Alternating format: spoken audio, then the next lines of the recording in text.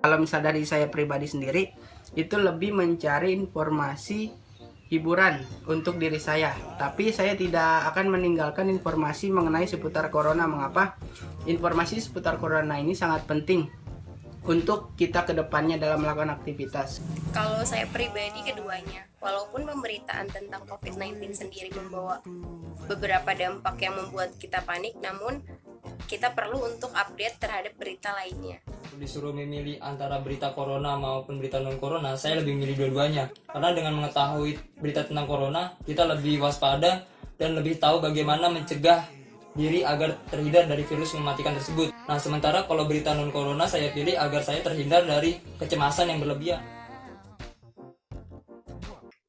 Hai semuanya, selamat datang dalam Corona Show, di mana ini adalah web seminar pertama yang akan menyajikan fakta menarik terkait kehidupan orang-orang hebat di balik virus COVID-19 dengan 4 sudut pandang sekaligus tentunya, di mana ada jurnalistik, agama, dan juga bisnis, dan juga terakhir adalah entertainment. Nah, tentunya kita tanpa berlama-lama lagi akan mengundang dua narasumber kita yang sangat hebat, yaitu Mas Alfian Raharjo dan juga Mbak Anjana Demira.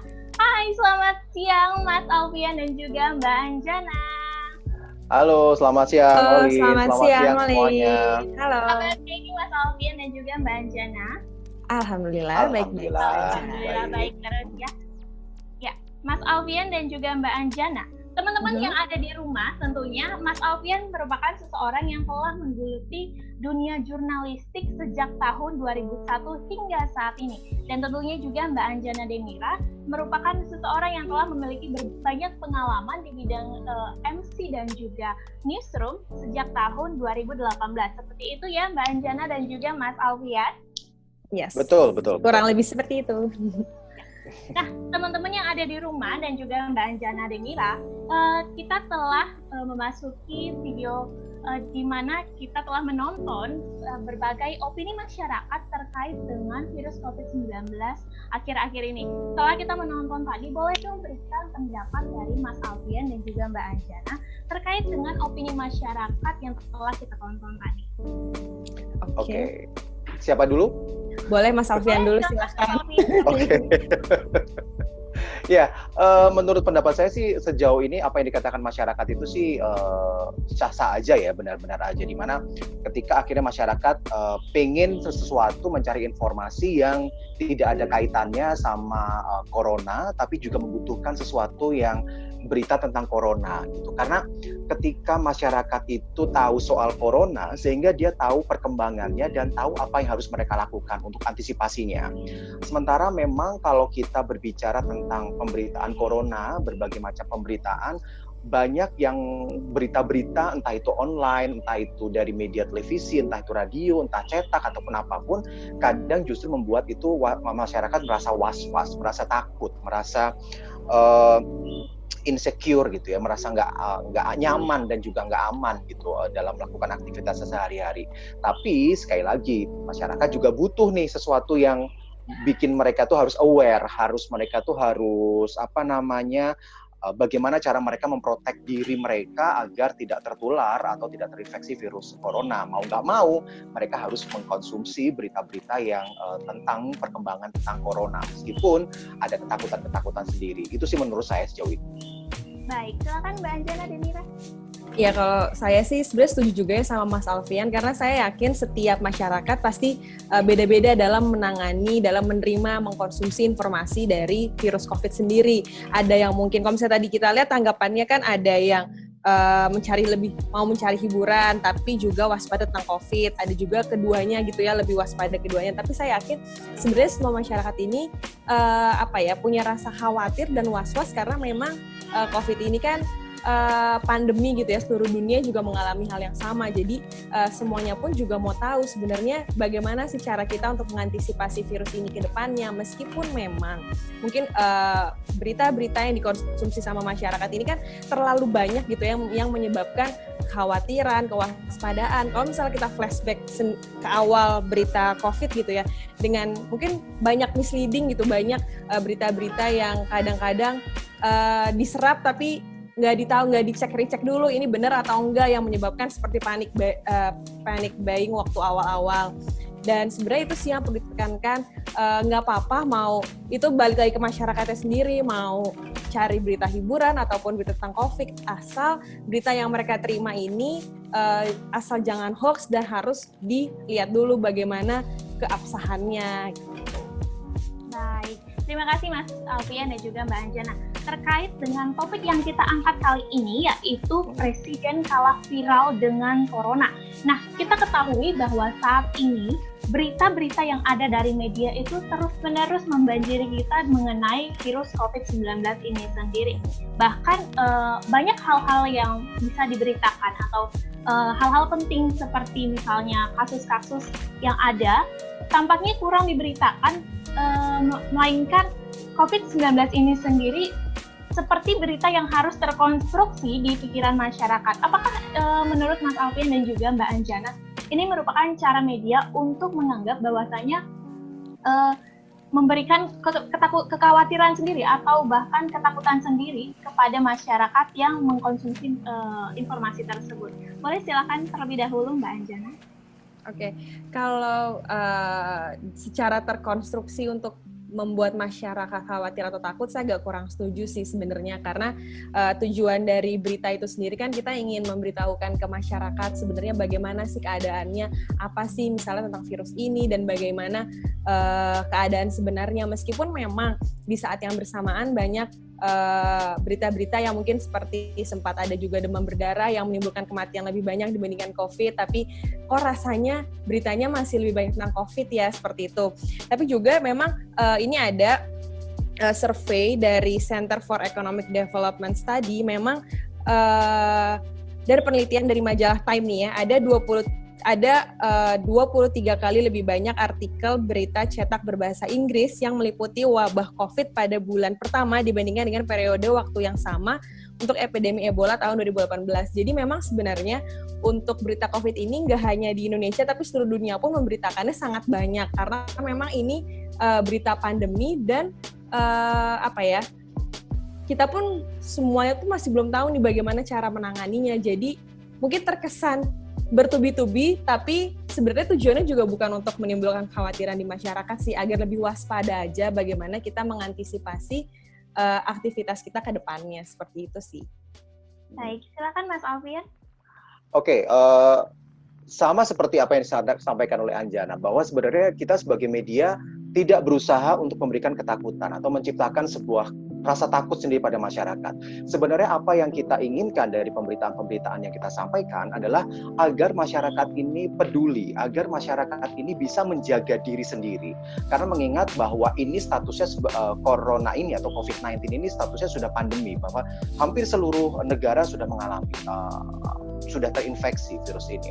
Mau nggak mau pada akhirnya kita harus ketika pada awal-awal berita ini muncul ya, ketika di Cina pada waktu itu di kota Wuhan sendiri muncul, tampaknya memang pemerintah kita bisa dikatakan quote-unquote agak meremehkan, agak menggampangkan kasus ini dengan berbagai macam statement, entah itu menteri, entah itu presiden dan sebagainya, mengatakan bahwa tidak akan mungkin virus ini masuk ke Indonesia, mengingat Indonesia negara tropis, kemudian banyak rempah-rempah dan sebagainya.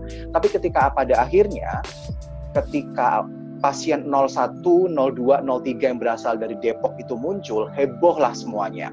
Berbagai macam kebijakan diambil, tapi tampaknya masyarakat sedikit sudah mulai agak kurang percaya.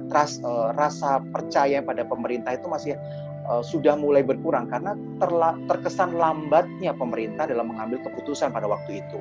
Meskipun sekarang belakangan ini akhirnya sering sekali Satuan Tugas Gugus COVID-19 di BNPB itu berusaha terus memberikan edukasi kepada masyarakat, tapi kesannya itu sudah terlambat begitu ya. Dan akhirnya orang juga berpedoman pada apa yang disampaikan oleh media gitu. Ketika awalnya bahwa media kenapa sih memberikan banyak banget informasi soal COVID, menimbulkan ketakutan dan sebagainya. Bukan maksud kita memberikan ketakutan, justru ketika pemerintah dianggap tidak bisa memberikan sebuah kebijakan yang jelas terhadap apa yang harus dikendalikan di Indonesia, kita memberikan awareness kepada masyarakat bahwa ayo, ketika negara belum berusaha atau pemerintah belum berusaha untuk menghandle masalah ini, kita mulai dari diri kita sendiri. Kita gitu. Dengan cara pemberitaan disampaikan oleh media dengan menciptakan bahwa ini bisa dikurangi penyebarannya melalui ini, bagaimana penyebarannya dan apa harus kita lakukan, itu dilakukan oleh media. Pada intinya seperti itu, Oli. Baik, terima kasih Mas Alfian dan juga Mbak Anjana. Nah, teman-teman yang sedang menonton video ini di rumah tentunya, itu artinya kita dalam menanggapi media harus lebih hati-hati dan juga kita ketahui dari perbincangan kita tadi bahwasanya media ternyata memberikan peringatan atau awareness kepada kita supaya kita lebih hati-hati terhadap virus COVID-19 ini sendiri. Jadi ini merupakan hal yang sangat penting yang harus kita ketahui. Begitu ya Mas Alfian dan juga Mbak Anjana? Betul. Baik. Nah, kita langsung mau tanya nih ya ke Mas Alfian dan juga Mbak Anjana. Terlebih dahulu mungkin Mbak Anjana ya, gimana nih pendapat dari Mbak Anjana terkait dengan teman-teman Mbak Anjana yang masih harus turun ke lapangan dengan kondisi lapangan yang mungkin memiliki banyak virus seperti itu. Boleh silakan tanggapannya Mbak Anjana.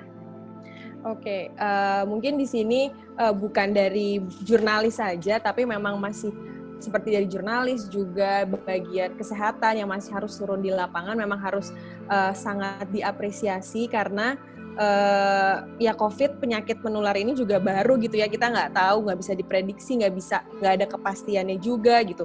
Cuma memang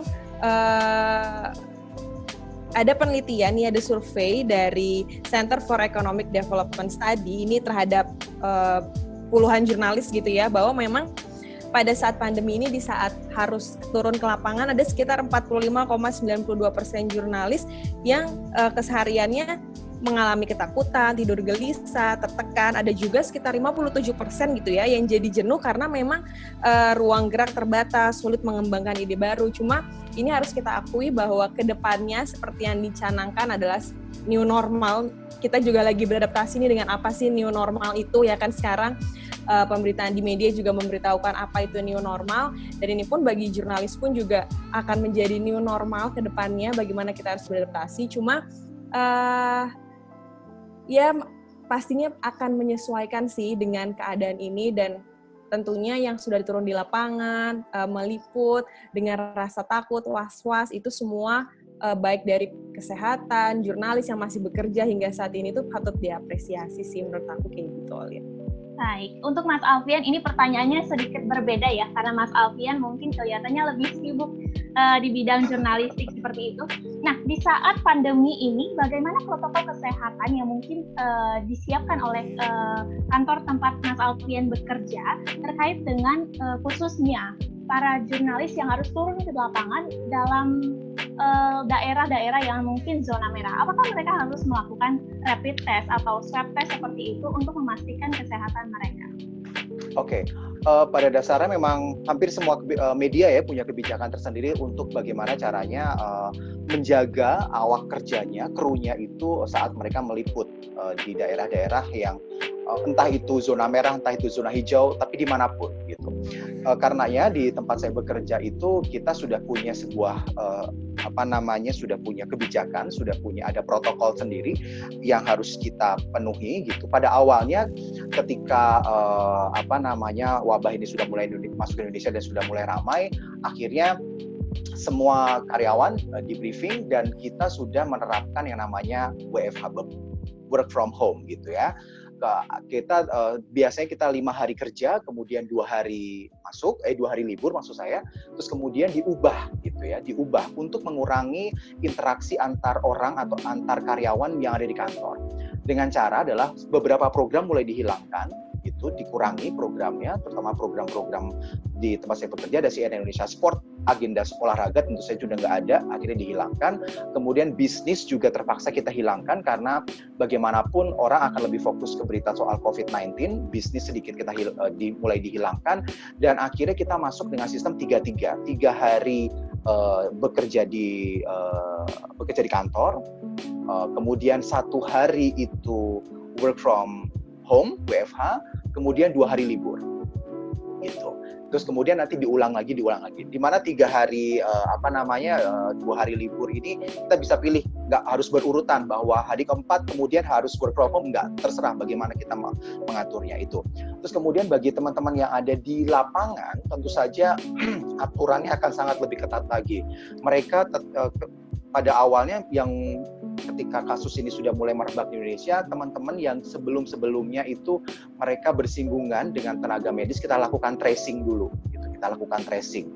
Kemudian ketika ada di daerah-daerah itu, kemudian teman-teman itu harus melakukan namanya rapid test, gitu ya, harus mendapatkan rapid test. Hasil rapid test itu kemudian ada beberapa yang jika nanti ditemukan positif, mereka harus mengikuti tahapan selanjutnya, itu tes swab, gitu ya. Ketika swab misalnya adalah positif, mereka harus dikarantina. Kalau mereka tidak merasakan gejala, kalau ada gejala, mereka mau nggak mau harus dibawa ke rumah sakit, begitu. Terus kemudian teman-teman selain karyawan, selain yang ke lapangan, juga yang di kantor dibekali berbagai macam namanya masker, kemudian hand sanitizer, kemudian di kantor juga disiapkan yang namanya chamber disinfektan dan sebagainya. Itulah salah satu upaya atau cara kita bagaimana menjaga awak kita, menjaga kru kita yang ada di lapangan maupun yang ada di kantor agar tidak terinfeksi. Dan juga bagi menggunakan kendaraan umum dianjurkan untuk menggunakan kendaraan pribadi atau dilakukan antar jemput antar jemput oleh kantor untuk menjemput mereka dari rumah dan juga pulang, terutama yang kerjanya malam dan kerjanya subuh, biasanya begitu. Baik, terima kasih Mas Alfian dan juga Mbak Anjana. Mas Alfian dan juga Mbak Anjana, ada satu berita lagi di mana beritanya terkait dengan Aji Jakarta intimidasi terhadap jurnalis di tengah pandemi COVID-19 di Banten. Nah, ini beritanya. Ya, bisa kita ketahui beritanya bahwasanya ini merupakan hal yang mungkin kurang baik untuk di telinga para jurnalis seperti itu. Bagaimana pendapat Mas Alfian dan juga Mbak Anjana selaku jurnalis yang sebenarnya justru mungkin bisa dikatakan berjuang untuk memberikan informasi-informasi terhadap masyarakat yang menginginkan informasi itu sendiri. Apakah ini merupakan hal yang cukup disayangkan juga seperti itu? Kita boleh dengar pendapat Mbak Anjana terlebih dahulu. Silakan. Oke, mungkin intimidasi terhadap jurnalis ini gak hanya di COVID, tapi maksud saya banyak gitu sebenarnya berita-berita yang misalnya pada saat diberitakan belum diterima masyarakat, jadinya seperti itu. Namun di tengah pandemi seperti ini, di awal-awal kejadian itu memang sangat diwajarkan karena minimnya informasi dan juga stigma yang sangat negatif terhadap COVID itu sendiri. Jadi kalau misalnya terkena virusnya merugikan satu wilayah lah atau apa gitu seperti itu. Cuma mungkin makin kesini masyarakat pun juga pastinya lebih banyak belajar, lebih banyak informasi yang mereka terima. Mereka tahu bahwa virus ini tuh seperti apa, bahayanya seperti apa, dan saya yakin sih kejadian-kejadian seperti itu akan diminimalisir atau tidak akan terjadi lagi karena memang kita pun butuh gitu informasi bagaimana kita untuk melakukan aktivitasnya ke depan gitu ya, new normal dengan keadaan seperti ini yang harus kita antisipasi juga gitu. Baik, boleh silakan Mas Alfian.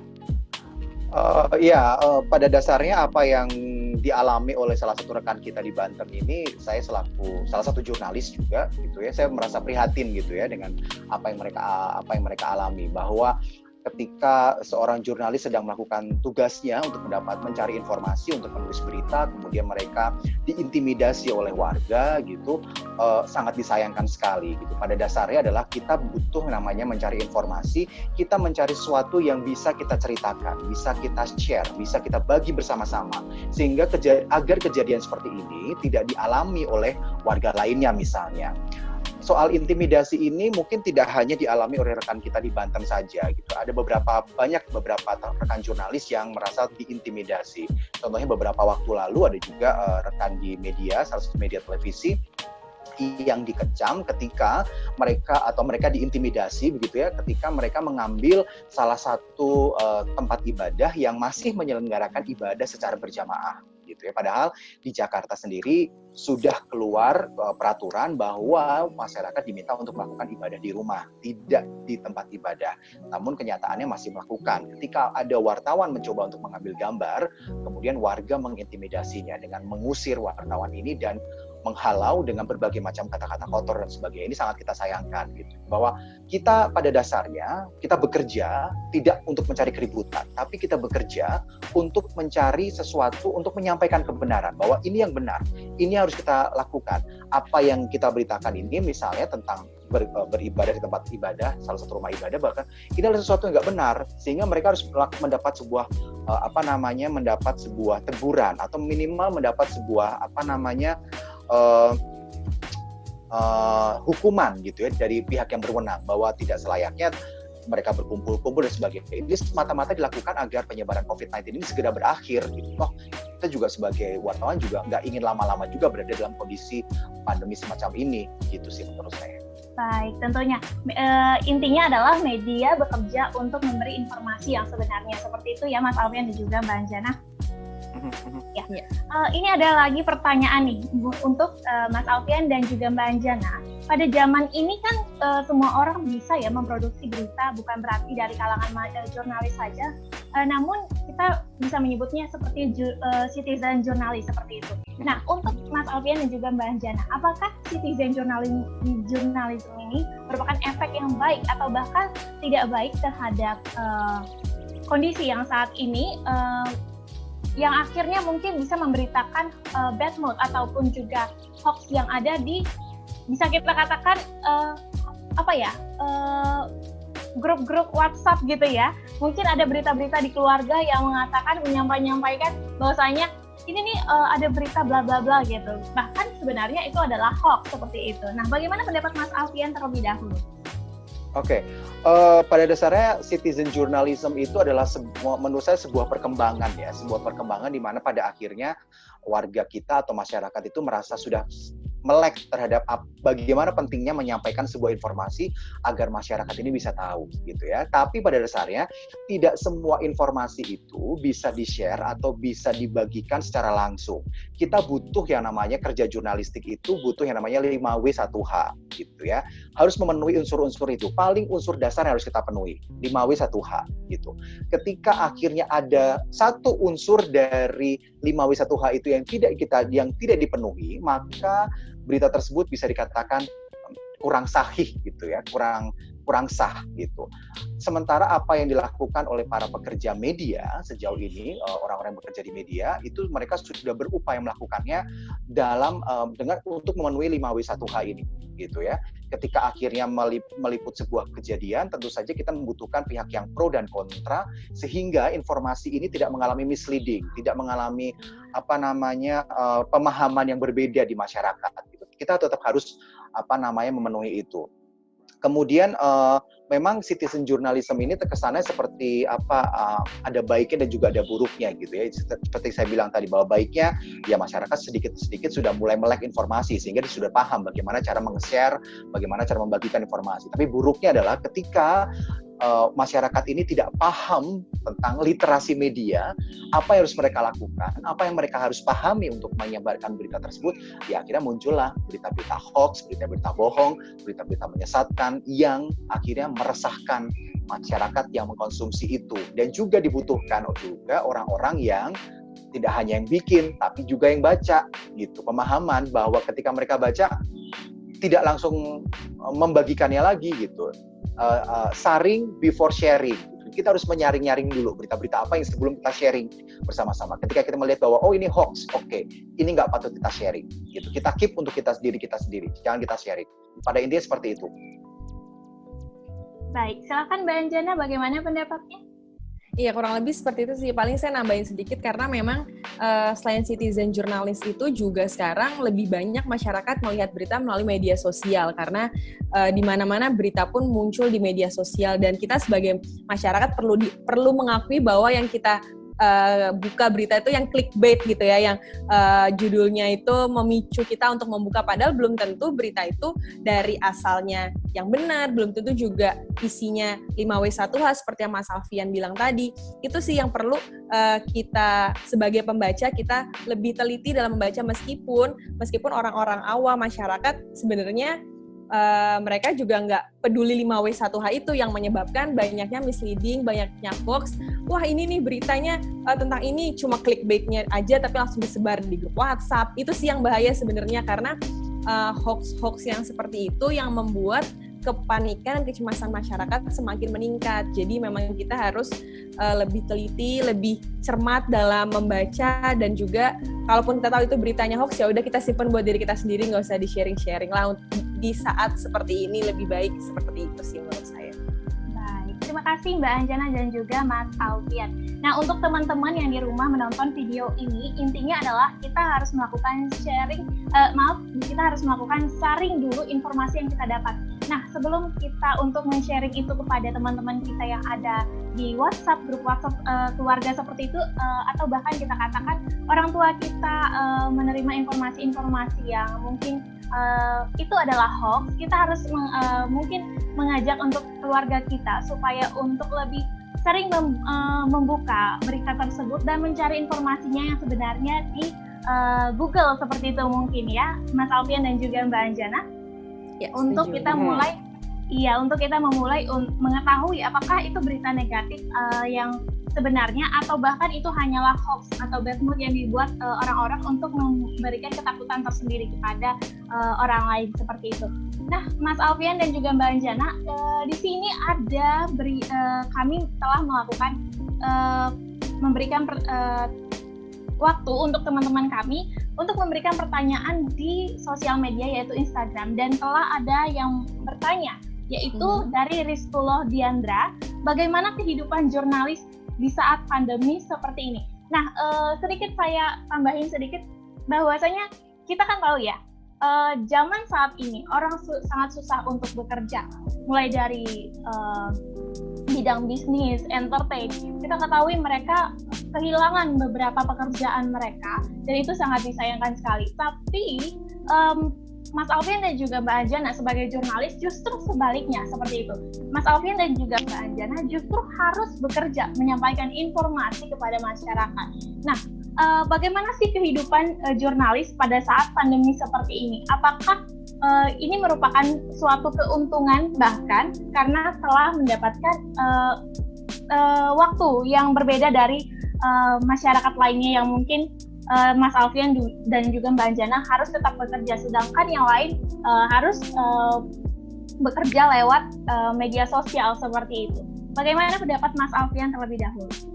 Oke, kalau menurut saya, kalau ini dikatakan sebagai keuntungan masih bekerja, kok ini juga bukan keuntungan sebenarnya ya, gitu. Karena memang itu adalah kewajiban kita, gitu. Kewajiban saya misalnya sebagai seorang jurnalis adalah kewajiban saya untuk menyampaikan, mencari informasi dan menyampaikannya kepada masyarakat. Itu adalah bagian dari pekerjaan yang harus kita lakukan, gitu.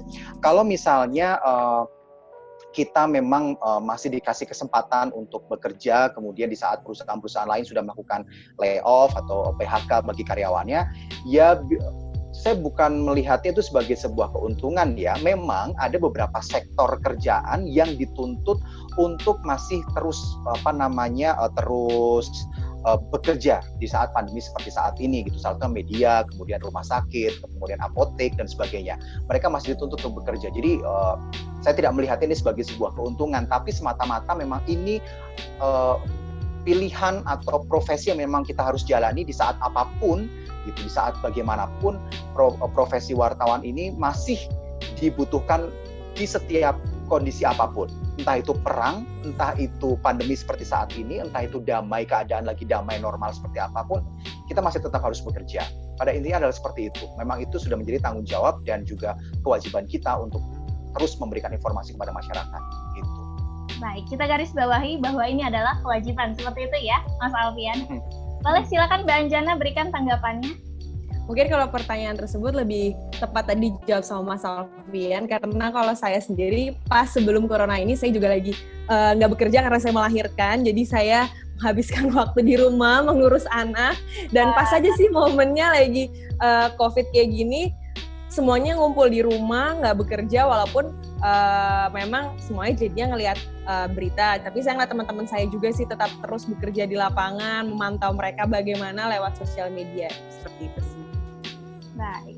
Nah, terakhir nih Mas Alfian dan juga Mbak Anjana, boleh dong berikan tips kepada teman-teman yang menonton video ini nantinya, gimana sih kita sebagai masyarakat awam membedakan berita yang benar dan juga berita yang hoax? Apakah ada tips-tips tertentu seperti itu? Boleh silakan dimulai dengan Mbak Anjana. Oke, sebenarnya untuk berita hoax sendiri, nggak hanya COVID, tapi banyak sekali berita macam-macam yang bertebaran tentang hoax, berita palsu ini. Dan kita sebagai pembaca, justru kita harus lebih aware, kita cek dulu 5W1H, kita cek dulu siapa sih yang menerbitkan, apakah ini sudah benar, asalnya bagaimana, kemudian isinya seperti apa, dan jangan asal menyebarkan kepada orang lain jika memang belum tentu bahwa ini berita benar ataupun berita palsu. Dan terkait dengan COVID ini pun kita sebagai masyarakat harus lebih aware, waspada juga, dan kita bisa memilah-milah informasi mana yang perlu kita terima dan mana yang nggak perlu kita terima. Ya udah, nggak usah kita konsumsi daripada membuat kita lebih cemas atau kita membuat lebih stres gitu ya. Jadi kita pilih sendiri, kita lebih wise sendiri sebagai masyarakat untuk mengolah informasi, mengkonsumsi informasi yang ada. Baik, silakan Mas Alfian. Ya, sama seperti yang disampaikan oleh Anjana, bahwa intinya adalah kita pastikan bahwa sumber berita yang kita konsumsi adalah sumber yang memang patut atau bisa dipercaya. Gitu. Intinya adalah kembalilah kepada media-media yang sudah punya kredibilitasnya untuk menyampaikan berita-berita yang memang bisa dipercaya, gitu ya.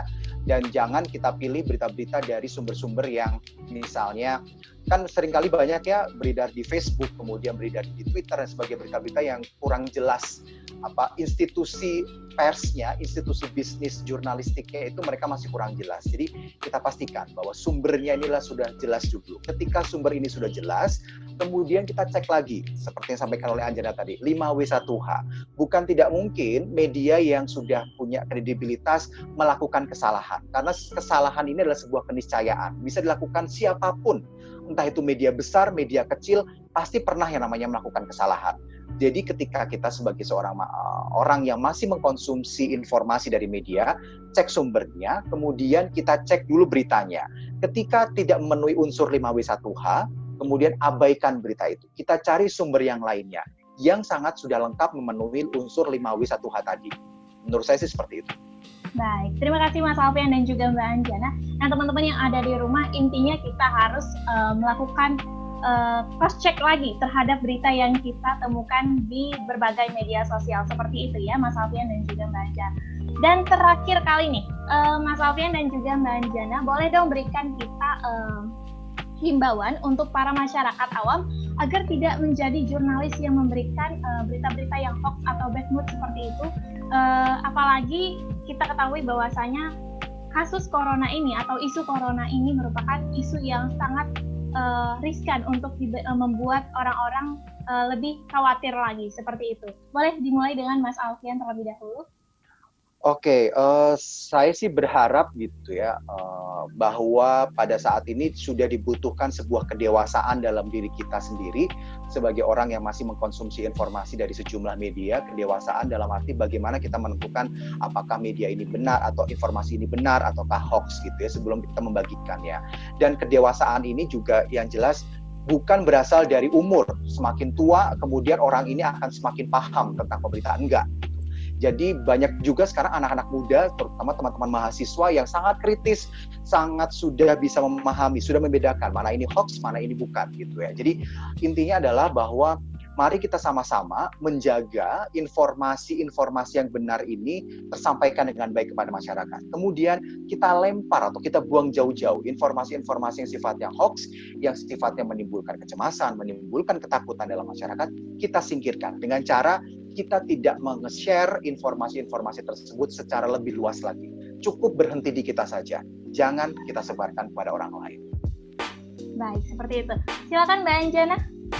Iya, saya setuju sih bahwa kedewasaan seorang tidak dari umurnya. Maksudnya dengan pandemi ini kita bisa melihat bagaimana sekeliling kita menerima informasi, menyebarkan berita, dan kita sebagai masyarakat lah, sebagai warga yang memang mungkin paham bagaimana pemberitaan, bagaimana yang seharusnya berita, apakah ini sudah benar atau belum, kita simpan, jangan kita bagikan jika memang itu tidak benar atau hoax atau malah menimbulkan kepanikan dan juga kekhawatiran di luar sana gitu.